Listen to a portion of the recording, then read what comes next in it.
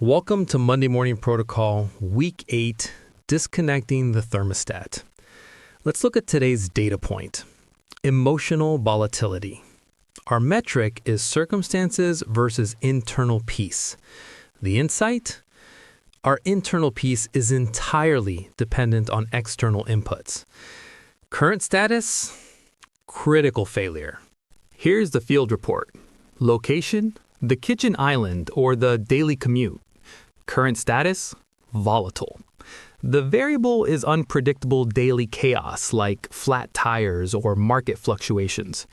I recently conducted a data analysis on the most unstable variable in my house, and I realized that I operate as an emotional weather vane. Most of us operate like emotional weather vanes. If the wind blows from the direction of money, we point to happy. If the wind blows from car trouble, we spin around to miserable. Our internal peace is entirely dependent on external inputs. I like to think I am a steady leader, but functionally, my peace is just a byproduct of whether or not things are going my way. If the inputs are bad, I collapse into a spiral of dread and snap at the dog. I am not standing on a solid rock, I am standing on a roller coaster. Now for the intel. Thermostat over thermometer.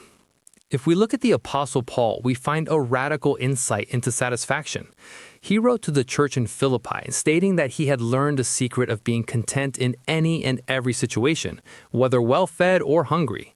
We must remember context here. Paul wasn't writing from a villa in Tuscany.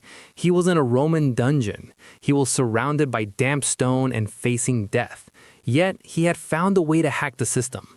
Paul's secret was decoupling his internal peace from his external circumstances. He disconnected the thermostat from the weather outside. He understood that contentment is a skill, just like learning to weld or throw a spiral. The dungeon wasn't just a prison, it was a gym. He had to detach his soul from his sensory inputs. We love to quote, "I can do all things" as a spiritual energy drink, a boost that helps us crush the competition, close the deal, or win the Super Bowl. But Paul is offering us something far more robust.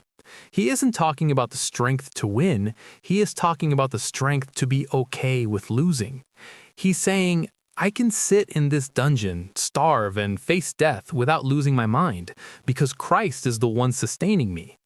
If your peace requires the world to behave, you will never be peaceful. Here is this week's protocol. Manual decoupling. Your mission is to practice the discipline of the dungeon by disconnecting the thermostat from the weather outside. Step 1. The trigger. Notice when a minor inconvenience or storm hits this week, whether it's bad news, traffic, or a broken appliance. Step 2. The override. Take 60 seconds to visualize detaching your soul from your sensory inputs before reacting. Step 3. The raw output. Remind yourself, I have enough, and this event is happening, but God is my source. Finally, the Fire Team Challenge. Ecclesiastes chapter 4 verse 12 says, "A cord of 3 strands is not quickly broken." Your task: reach out to your fire team of 3 men this week. The constraint: do not talk about sports or work. For example, text them today and ask, what is the one external thing that, if it goes wrong, immediately ruins your mood? Call it out. See you in the flatlands.